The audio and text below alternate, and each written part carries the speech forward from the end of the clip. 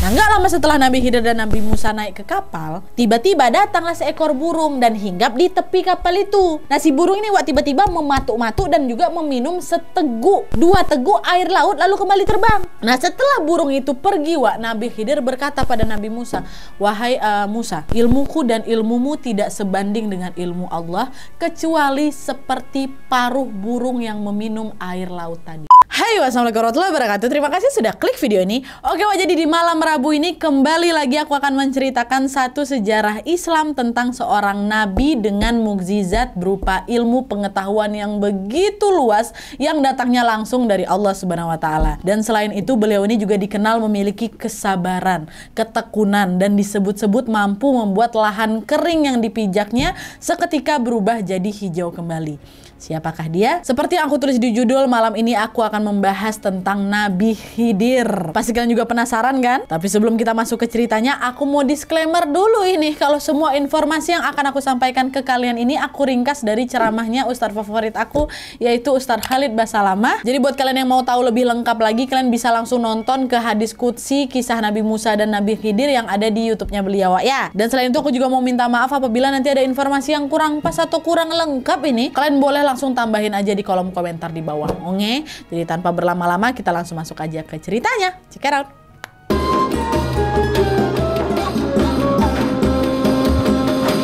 Oke, seperti biasa sebelum aku masuk ke kisah lengkapnya, aku mau jelasin dulu tentang siapa Nabi Khidir ini ya. Jadi mungkin beberapa dari pada kalian ada yang masih asing dengan namanya beliau, atau bisa juga udah ada yang pernah dengar nama Nabi Khidir tapi belum tahu kisahnya seperti apa. Nah, jadi Nabi Khidir ini memang bukan termasuk dalam 25 nabi dan rasul yang wajib kita imani. Tapi selain 25 nabi dan rasul dari Nabi Adam sampai Nabi Muhammad SAW, perlu diketahui juga bahwasanya dalam riwayat Imam Ibnu Qasir dalam Qasas Al-Anbiya dari Abu Dzar, beliau pernah bertanya langsung kepada Rasulullah SAW tentang jumlah nabi dan rasul yang pernah ada di muka bumi. Dan disinilah Rasulullah menjawab bahwasanya di bumi ini sebenarnya Allah mengutus sejumlah 124.000 nabi, yang diantaranya terdapat 313 rasul. Nah, pengertian nabi sama rasul juga beda kan. Nabi adalah orang yang Allah utus dengan tidak membawa syariat baru. Jadi dalam dakwahnya mereka hanya akan mengingatkan apa yang sudah disampaikan oleh nabi sebelumnya. Nah, kalau rasul, mereka akan diutus Allah dengan membawa syariat baru dan juga menghapus syariat yang lama.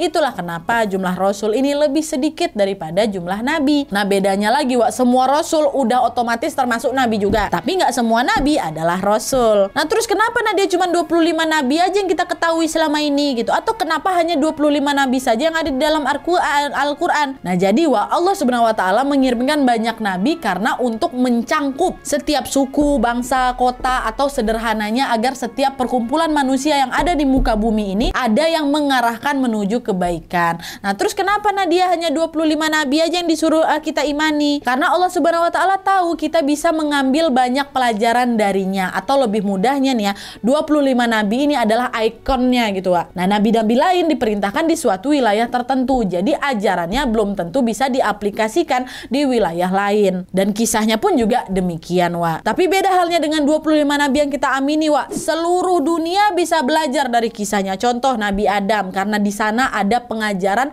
bagaimana manusia ini bagaimana awal manusia ada di bumi. Terus Nabi Nuh, bagaimana bumi ini pernah mengalami kiamat kecil. Nabi Ibrahim, bagaimana sejarah awalnya berdiri Ka'bah, dan juga contoh bapak yang sangat hebat kan. Dan juga dari Nabi Sulaiman, pilihlah ilmu dan juga taklukkan dunia. Terus misalnya Nabi Isa akan ada sebagai penolong di akhir zaman, dan masih banyak lagi. Jadi intinya, karena ada pelajaran besar dalam kisah ke-25 nabi tersebut, maka merekalah yang wajib kita amini. Nangkep ya maksud aku, please nangkep. Ya. Nah, balik lagi, yang akan kita bahas malam ini adalah salah satu nabi yang bernama Nabi Khidir. Dan sebenarnya ada juga yang menganggap kalau beliau ini adalah orang soleh gitu. Beliau dikenal ya sebagai orang yang soleh aja. Tapi pendapat yang paling kuat dari para ulama kebanyakan semua mengatakan bahwa Khidir merupakan seorang nabi.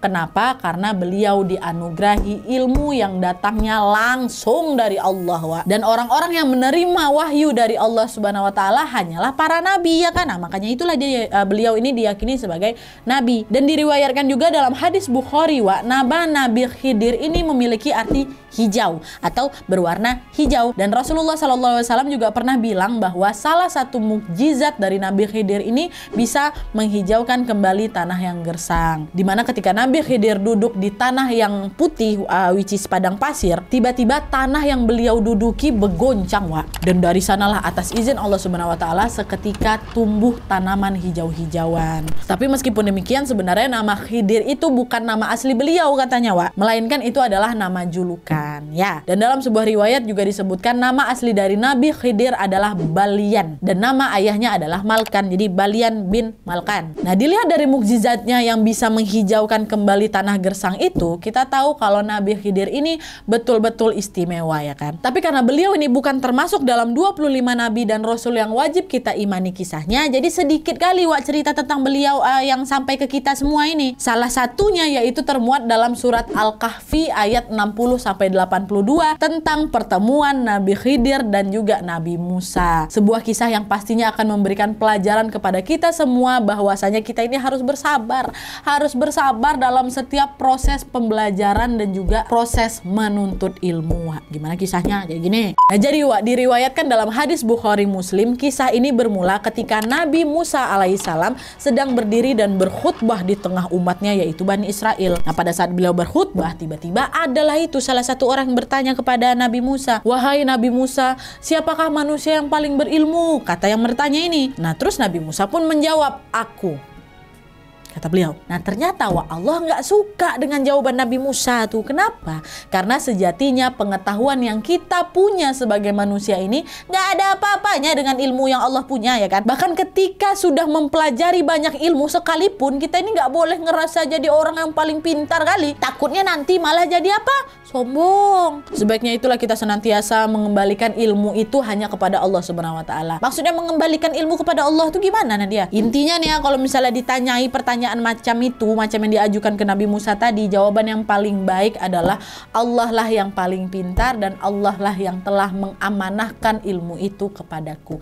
Kayak gitulah kurang lebih. Nah, balik lagi kan Allah nggak suka nih sama jawaban Nabi Musa kan. Maka dari situlah Allah menegur Nabi Musa. Dan di sana Allah berfirman nih kepada Nabi Musa dengan berkata, "Tidak, aku mempunyai hamba di tempat bertemunya dua lautan. Dia lebih berilmu daripada kamu." Kata Allah, "Wahai Rabbku, bagaimanakah aku bisa bertemu dengannya?" Kata Nabi Musa, "Kalau kau membawa ikan, kau letakkan di dalam bejana.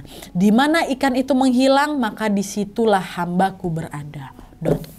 Singkat cerita, setelah mendapatkan petunjuk dari Allah Subhanahu wa taala, berangkatlah itu Nabi Musa untuk mencari keberadaan orang yang dimaksud oleh Allah, yakni siapa? Nabi Khidir nih lah. Dan dalam sebuah riwayat disebutkan bahwa pertemuan dua lautan tempat Nabi Khidir itu berada, yaitu pertemuan laut Persia sama laut Romawi. Dan Nabi Musa pun berjalanlah itu menyusuri lautan tersebut ditemani dengan salah satu muridnya yang bernama Yusya bin Nun. Dan FYI kelak Yusya bin Nun ini juga menjadi salah satu nabi dari Bani Israel. Tapi di momen ketika pertemuan antara Nabi Khidir dengan Nabi Musa terjadi, pada saat itu Yusya ini masih berstatus sebagai muridnya Nabi Musa alaihissalam, ya. Nah, kepada muridnya Yusya, sebagaimana tertulis dalam surat Al-Kahfi ayat 60, Nabi Musa bilang, "Aku tidak akan pernah berhenti berjalan sebelum sampai ke pertemuan dua lautan, atau aku akan berjalan sampai bertahun-tahun." Itu kata beliau. Segitu gigihnya Nabi Musa ini ingin bertemu dengan Nabi Khidir waktu itu. Nah, ada tuh Nabi Musa dan juga Yusya ini pun terus berjalan sambil membawa satu ikan ini yang mereka masukkan ke dalam bejana. Nah, setelah sekian lama berjalan, sampailah keduanya di sebuah batu besar yang berada di tepi lautan itu. Nah, karena kelelahan, sejenak mereka pun membaringkan diri di sana. Dan gak kerasa tiba-tiba mereka bablas itu ketiduran. Nah, pas lagi ketiduran ini, tanpa disadari ikan yang mereka bawa itu terlepas lompat-lompat ke laut. Nggak sadar tapi mereka berdua sedang tertidur. Nah, setelah keduanya bangun, Nabi Musa dan Yusya ini pun langsung lagi lah itu melanjutkan perjalanan kan. Dan pada saat itu keduanya sama-sama nggak sadar kalau ikan yang mereka bawa ini ternyata udah lepas semua ya. Nah, masih lanjut aja tuh mereka siang malam mereka menyusurilah lautan tersebut kan. Nah, besok paginya nih, pada suatu pagi, sebagaimana termuat dalam surat Al-Kahfi ayat 62, Nabi Musa bilang ke Yusya, "Bawalah kemari makanan kita, karena sesungguhnya sesungguhnya kita telah merasa letih karena perjalanan ini. Mendengar instruksi dari Nabi Musa, Yusya pun langsunglah bergegas mengambil bekal tadi, bekal mereka. Nah, pas sudah ngambil bekal makanan, Yusya langsung ngeceklah itu ke bejana tempat mereka nyimpan ikan. Dan disitulah Yusya seketika terkejut kan, karena dia akhirnya menyadari bahwa ikan yang mereka bawa ini sudah hilang semua dari tempatnya. Nah, pas tahu kalau ikan ini sudah hilang, Yusya pun langsung teringat dengan apa yang sudah dilihat dengan mata kepalanya sendiri kemarin pada saat mereka sedang beristirahat di batu besar. Jadi ternyata nih waktu mereka lagi istirahat, Yusya ini sempat melihat ikan tuh lompat dari bejana terus ngambil jalannya ke laut. Tapi karena pada saat itu Nabi Musa nih lagi tertidur, Yusya nahan diri buat nggak langsung cerita, takut ganggu istirahat Nabi Musa. Yusya berpikir ingin memberitahukan kepada Nabi Musa setelah beliau terbangun. Tapi pada saat itu Yusya pun nggak sengaja tertidur juga, Nah, tapi waktu mereka berdua ini sudah selesai istirahat, karena tipu muslihatnya setan, Yusya ini pun macam tiba-tiba lupa itu loh soal ikannya lompat tadi itu. Makanya itulah mereka lanjut aja jalan lebih jauh menyusuri lautan kan, tanpa tahu kalau sebenarnya mereka sudah sampai itu di lokasi tujuan. Kan petunjuknya apa? Jika ikan itu lompat dari bejana, disitulah Nabi Khidir berada. Terlupa Yusya,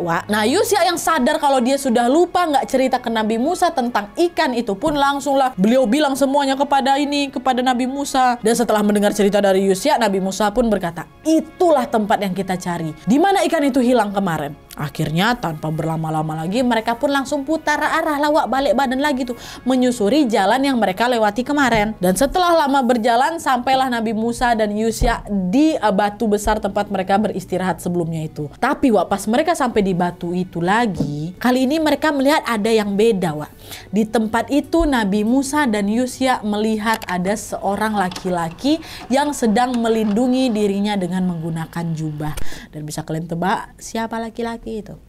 Betul, beliau adalah Nabi Khidir. Nabi yang selama ini dicari-cari oleh Nabi Musa kan, dan disebut-sebut memiliki ilmu pengetahuan yang sangat luas itu. Itulah beliau. Dan saat melihat Nabi Khidir, Nabi Musa pun langsunglah mengucapkan salam kepadanya. Mendengar salam tersebut, Nabi Khidir pun menjawab, berasal dari mana salam yang engkau ucapkan tadi? Kata beliau, aku adalah Musa, kata Nabi Musa. Musa dari Bani Israel, kata Nabi Khidir. Benar, kata Nabi Musa. Nah, setelah memperkenalkan diri, tanpa menunggu waktu yang lama, Nabi Musa pun langsunglah mengutarakan niatnya kepada beliau. Nabi Musa berkata, bolehkah aku mengikutimu supaya kau mengajarkanku ilmu yang benar di antara ilmu-ilmu yang telah diajarkan kepadamu? Saat mendengar Nabi Musa yang ingin belajar kepadanya, kalian tahu Nabi Khidir jawab apa? Di situ beliau bilang, sesungguhnya engkau sekali-kali tidak akan sanggup sabar bersamaku. Wahai Musa, aku mengetahui suatu ilmu dari Allah yang hanya Dia ajarkan kepadaku saja. Kau tidak mengetahuinya. Sedangkan engkau yang mempunyai ilmu yang hanya diajarkan Allah kepadamu saja, yang aku juga tidak mengetahuinya. Nah, pas tahu kalau Nabi Khidir ini terlihat macam lagi nolak, tapi halus sekali caranya kan. Nabi Musa tetap gak nyerah, Dengan mantap beliau berkata, engkau akan temukan. Dengan izin Allah, aku akan bersabar. Aku akan bersabar dan aku tidak akan menentangmu dalam suatu urusan. Sederhananya, kok gak akan kuat ikut sama aku? Kok gak akan sabar? Enggak bisa. Pasti bisa kok. Kayak gitulah, Akhirnya mengetahui tekad yang kuat itu, Nabi Khidir pun mengajukan sebuah syarat kepada Nabi Musa. Beliau bilang, jika kau mau mengikutiku, maka janganlah kamu menanyakan kepadaku tentang sesuatu apapun sampai aku sendiri yang menerangkannya kepadamu. Udah tuh, Nabi Musa pun langsung menyetujui lah persyaratan dari Nabi Khidir itu. Dan akhirnya Nabi Khidir pun memperbolehkan Nabi Musa ikut serta bersamanya. Syaratnya cuma apa? Udah, kok jangan banyak tanya. Intinya kayak gitulah. Aku yakin di sini juga kalian pasti penasaran, apakah Nabi Musa berhasil menepati janjinya Nadia? Dan apa saja yang terjadi selama di perjalanan mereka ini? Simak, masuk.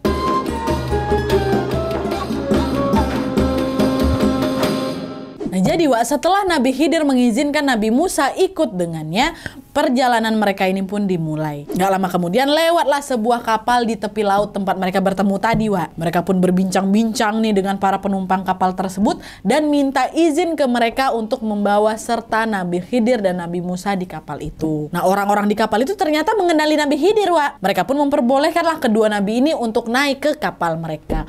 Pemilik kapal tuh baik kali orangnya, Nabi Khidir sama Nabi Musa diperbolehkan ikut secara gratis, nggak usah bayar, nggak usah ngasih upah apa-apa, udah tinggal naik naik aja. Baik kali memang. Nah, nggak lama setelah Nabi Khidir dan Nabi Musa naik ke kapal, tiba-tiba datanglah seekor burung dan hinggap di tepi kapal itu. Nah, si burung ini tiba-tiba mematuk-matuk dan juga meminum dua teguk air laut lalu kembali terbang. Nah, setelah burung itu pergi, Nabi Khidir berkata pada Nabi Musa, "Wahai Musa, ilmuku dan ilmumu tidak sebanding dengan ilmu Allah kecuali seperti paruh burung yang meminum air laut tadi." Kebayang nggak kalian maksudnya apa? Dua teguk air laut dan diminum sama burung tadi itu, itulah ilmunya Nabi Khidir dan ilmunya Nabi Musa. Kecil kali dibandingkan dengan ilmu Allah Subhanahu wa taala yang sebesar lautan tuh. Itu perbandingannya. Tiba-tiba Nabi Khidir ngomong kayak gitu. Dan setelah berkata demikian, Nabi Khidir pun beranjaklah dari duduknya untuk menghampiri salah satu papan kapal tersebut. Dan kalian tahu apa yang dilakukan oleh Nabi Khidir selanjutnya, Nabi Khidir mendatangi papan itu kan, dan dengan segera beliau langsung melubangi. Melihat hal itu sontak Nabi Musa terkejut. Beliau nanyalah ke Nabi Khidir, "Penumpang kapal ini telah bersedia membawa serta kita tanpa mengungut upah, tapi mengapa engkau sengaja melubangi kapal mereka? Apakah engkau melakukan itu dengan maksud ingin menenggelamkan penumpangnya?" Nah, mendengar Nabi Musa yang protes dengan tindakan itu, Nabi Khidir pun menjawab, "Bukankah aku telah berkata padamu, hai Musa, sesungguhnya kau sekali-kali tidak akan sabar bersamaku." Nah, di momen itu seketika Nabi Musa pun ingat sama janjinya beliau. Kan beliau sendiri yang bilang, "Aku akan sabar dan aku tidak akan menentang apapun yang dilakukan olehmu," gitu kan. Baru tadi ngucap janji. Beliau udah lupa nih dan melanggar. Akhirnya Nabi Musa pun meminta maaf lah dan berkata, "Jangan kau hukum atas apa kelupaanku dan janganlah engkau membebani aku dengan suatu kesulitan dalam urusanku," kata beliau. Nah, Nabi Khidir pun memaafkan dan mereka pun melanjutkan perjalanan lagi. Nah, setelah turun dari kapal, Nabi Khidir dan Nabi Musa ini pun terus berjalan sampai akhirnya di suatu tempat mereka bertemulah dengan seorang anak laki-laki. Nah, anak itu lagi main-main tuh sama kawan-kawannya. Lagi seru kali lah mereka main. Tapi lagi-lagi di momen itu Nabi Khidir melakukan sesuatu yang membuat Nabi Musa terkejut. Di mana anak laki-laki yang lagi asik main sama kawan-kawannya itu tiba-tiba aja rambutnya ditarik sama Nabi Khidir dan dalam hitungan singkat Nabi Khidir mewafatkan anak tersebut, mewafatkan. Nah, wafatnya anak laki-laki itu betul-betul terjadi di depan mata Nabi Musa loh, Gimana beliau gak kaget gitu kan? Nabi Musa protes lagi. Beliau bilang, "Kenapa engkau menghilangkan nyawa seorang anak laki-laki bersih? Bukan karena dia yang membunuh orang lain. Sesungguhnya kamu telah melakukan sesuatu yang mungkar," kata Nabi Musa. Nah, Nabi Khidir yang kembali diprotes sama Nabi Musa ini pun menjawab dengan mengatakan hal yang sama. "Bukankah sudah aku katakan kepadamu, hai Musa, kalau kamu tidak akan sabar bersamaku?" Di momen itu Nabi Musa udah 2 kali memprotes nih kan. Udah 2 kali memprotes dan mempertanyakan tindakan Nabi Khidir. Lalu di sini lagi-lagi Nabi Khidir mengingatkan Nabi Musa pada janjinya untuk bersabar kalau selama mau belajar sama aku. Diam aja lah dulu, intinya kayak itu. Diam aja dulu, jangan protes apa-apa yang udah aku buat. Nanti aku jelaskan alasannya. Sekarang sabar aja dulu, kayak gitu loh, Nah, setelah diingatkan 2 kali nih sama Nabi Khidir kan, Nabi Musa pun bilang, "Jika aku bertanya kepadamu tentang sesuatu sesudah ini, maka janganlah kamu memperbolehkan aku menyertaimu. Sesungguhnya kamu telah cukup bersabar kepadaku." Jadi intinya udah, ini terakhir kali aku buat kesalahan. Kalau abis ini aku masih protes lagi udahlah, aku mundur. Kau boleh nggak larang aku, nggak usah ikut kau lagi. Memang kau udah betul-betul sabar sama kau. Intinya kayak gitu, Dan pada saat itu Nabi Musa mengucapkanlah janji itu lagi. Dan kata Nabi Musa, "Pokoknya ini betul-betul kesalahan terakhir lah, nggak akan aku buat lagi," gitu. Nah, akhirnya nggak lama kemudian mereka pun melanjutkan perjalanan lagi, gitu. Perjalanan itu ternyata membawa Nabi Khidir dan Nabi Musa sampai pada suatu negeri, Nah, di negeri itu Nabi Khidir pun meminta dijamu nih oleh para penduduk yang ada di sana. Macam datang untuk bertamu gitulah kan. Tapi ternyata nggak ada satupun dari penduduk di sana yang menyambut mereka berdua, baik kedatangan Nabi Musa ataupun Nabi Khidir. Semua penduduk negeri itu menolak, Dan karena nggak ada yang mau menerima mereka, akhirnya keduanya pun lanjut jalan lagi aja.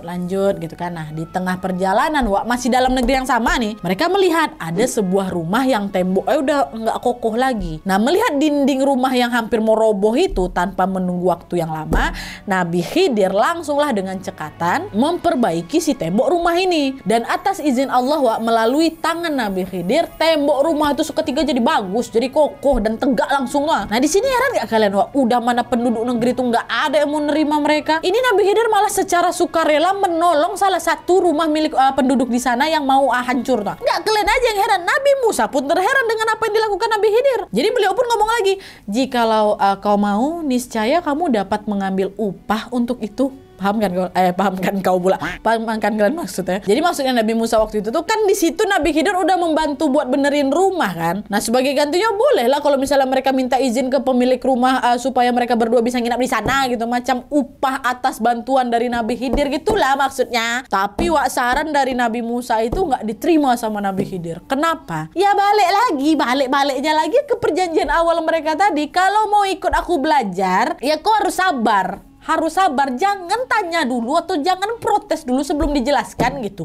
Nabi Musa pun sudah menyanggupi hal itu kan, tapi masalahnya ini sudah ketiga kalinya Nabi Musa lupa dengan janjinya sendiri, Wak. Nggak sabar mau bertanya tuh. Bahkan di kejadian yang ketiga ini Nabi Musa sampai ngasih saran kan tentang apa yang harus dilakukan oleh Nabi Khidir selanjutnya. Ya kan, yang kau bisa kok ambil upah dari situ gitu loh. Akhirnya karena udah 3 kali ini kan melanggar perjanjian nih. Di momen itulah Nabi Khidir berkata, ini adalah perpisahan antara aku dan kamu. Tuh. Dan di momen itu betulan, Wak, selesai sudah perjalanan Nabi Khidir dan Nabi Musa nih, udah nggak dilanjutkan lagi sama mereka. Padahal pada saat itu Nabi Khidir belum sempat tuh menjelaskan apa-apa, Wak. Tapi gegara Nabi Musa udah begitu terlalu penasaran, beliau jadi gak sabar dan sering bertanya duluan lah jadinya ya kan. Dan karena hal itulah perjalanan mereka terpaksa berhenti. Dan sampai sini aku yakin juga pasti di antara kalian sama juga kayak Nabi Musa tadi kan, terheran, pengen juga protes sama Nabi Khidir kan. Aku pun awalnya bingung, Wak, sama 3 tindakan Nabi Khidir. Kalau aku di sana pun mungkin aku tanya langsung, apa gitu kan. Nah, tapi Wak, ternyata yang dilakukan oleh Nabi Khidir itu betul-betul dilakukan atas perintah Allah, dan tentunya bukan tanpa alasan kenapa Allah Subhanahu wa taala sampai memerintahkan hal tersebut. Nah, penasaran sama penjelasannya? Simak baik-baik.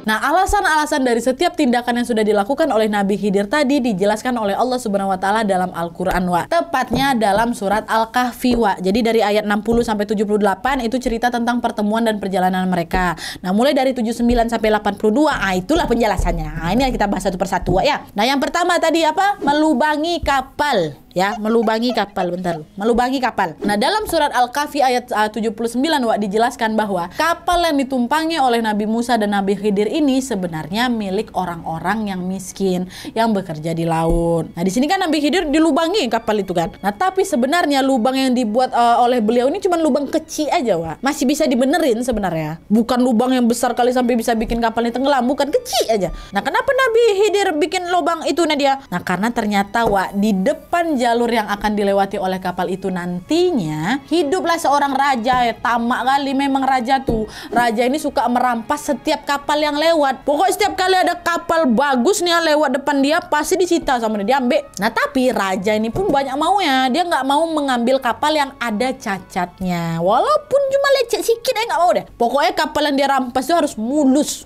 sempurna, perfect. Itulah kenapa tadi, Wak, Nabi Khidir melobangi sedikit kapal tersebut sebagai cara agar kapal ini nggak dirampas sama raja tamak tuh. Itu alasan pertama tuh, Wak. Nah, terus kedua, anak kecil laki-laki yang wafatkan tuh. Wafatnya seorang anak kecil yang masih suci, belum balik lagi, Wak. Nah, penjelasan dari kejadian ini termuat dalam surat Al-Kahfi ayat 80. Jadi ceritanya kedua orang anak itu adalah orang yang beriman, Wak. Sedangkan atas kuasa Allah Subhanahu wa taala, Nabi Khidir tahu kalau kelak ketika dewasa anak itu tadi tuh akan tumbuh jadi orang yang kufur dan tidak beriman kepada Allah Subhanahu wa taala. Jika dia dibiarkan tetap hidup, dia akan mengajak kedua orang tuanya masuk ke dalam kesesatan dan juga kekafiran. Nah, sebelum hal itu terjadi, Allah pun memerintahkan Nabi Khidir untuk mewafatkan anak tersebut. Dan perlu kalian ingat juga, seperti yang aku bilang tadi, perintah Allah Subhanahu wa taala ini datang ketika anak itu belum balik, belum dicatat dosanya lagi. Justru dengan peristiwa ini si anak itu dapat kembali ke hadapan Allah Subhanahu wa taala dalam kondisi yang masih suci dan bersih. Lalu dijelaskan juga di surat Al-Kahfi ayat 81, Allah akan menganugerahkan kembali kepada orang tua mereka seorang anak yang lebih baik, yang lebih soleh, dan lebih sayang serta berbakti kepada orang tuanya dibandingkan dengan anak yang memang sudah diwafatkan tadi itu. Begitu. Terus yang ketiga, tembok yang hampir roboh. Ya, tembok yang hampir roboh ini ditegakkan balik sama Nabi Khidir. Nah, penjelasan tentang peristiwa itu ada di surat Al-Kahfi ayat 82. Nah, ternyata pemilik dari rumah itu adalah 2 orang anak yatim. Dan di bawah tembok yang hampir roboh itu terdapat harta benda simpanan untuk mereka. Nah, harta itu adalah tabungan yang memang sudah dikumpulkan oleh ayah mereka, sengaja disimpan di situ untuk bekal masa depan kedua anaknya. Tapi mereka berdua nggak tahu kalau ada harta di bawah situ, nggak tahu. Dan kata Allah juga, dulu semasa hidup ayahnya ini adalah orang yang sangat soleh. Nah, kenapa Allah memerintahkan Nabi Khidir membenahi tembok itu? Karena kalau tembok itu dibiarkan roboh dan orang-orang tahu kalau ternyata di bawah itu ada harta benda, harta itu bisa langsung dirampas. Nah, Allah ingin menunggu sampai kedua anak itu dewasa, sampai nanti pada waktunya atas izin Allah Subhanahu wa taala dan juga berkah dari orang tuanya yang soleh, kedua anak itu akan menemukan tuh harta yang memang sudah lama tersimpan di situ untuk mereka. Ya Allah, merinding. Jadi itulah alasan dan juga penjelasan dari apa yang sudah dilakukan Nabi Khidir, sesuatu yang awalnya memang tampak nggak masuk akal gitu kan, dan bahkan bikin Nabi Musa terheran-heran, tapi ternyata ada alasan di balik itu semua. Nah, kenapa Nabi Khidir bisa tahu tentang alasan-alasan itu, Nadia? Itulah keistimewaan beliau. Beliau mendapatkan ilmu yang betul-betul datangnya langsung dari Allah, dari Allah langsung. Nabi Khidir juga bilang bahwa apa yang dilakukannya itu bukan atas dasar kemauan beliau sendiri, melainkan murni dari perintah Allah Subhanahu wa taala. Oke, jadi itu tadi cerita tentang Nabi Khidir, yaitu kisah pertemuan beliau dan juga perjalanan beliau dengan Nabi Musa alaihissalam. Dan dari kisah ini kita betul-betul sedang diingatkan bahwa yang namanya menuntut ilmu itu pasti nggak mudah. Itulah kenapa kita diminta untuk tetap bersabar dalam belajar itu ya. Ingat, barang siapa yang tidak mampu menahan lelahnya belajar, maka ia harus mampu menahan pedihnya kebodohan. Melalui kisah ini juga aku ingin kembali menyampaikan kepada kita semua bahwa kedudukan Nabi Khidir dan Nabi Musa adalah sama-sama mulia di hadapan Allah Subhanahu wa taala. Bahkan Nabi Musa ini bukan hanya nabi aja, tapi juga termasuk rasul yang kepadanya Allah menurunkan kitab Taurat. Dan selain itu beliau juga termasuk salah satu ulul azmi atau pemimpin dari para nabi. Betul-betul nabi yang sangat masyhur dan punya banyak keteladanan. Sampai-sampai nama beliau aja disebut sebanyak 136 kali loh dalam Al-Quran. Masya Allah. Jadi gimana pendapat kalian tentang cerita dari Nabi Khidir dan Nabi Musa? Bagian mana nih yang paling menarik menurut kalian? Kalian komen di bawah. Dan kalau misalnya kalian punya informasi tambahan seputar Nabi Khidir, atau ada pendapat yang berbeda dari cerita aku, bisa juga tuliskan di kolom komentar di bawah ya. Oke, jadi sekian dulu videonya. Terima kasih banyak yang sudah menonton. Kalau kalian suka video ini, klik like-nya. Jangan lupa komen di bawah untuk ide dan saran-saran untuk video selanjutnya. Jangan lupa nyalain notifikasinya supaya kalian tahu kalau aku upload video baru. And jangan lupa untuk klik tombol subscribe supaya kalian sama-sama tahu informasi menarik dan menegangkan dari channel aku. See you next video. Bye.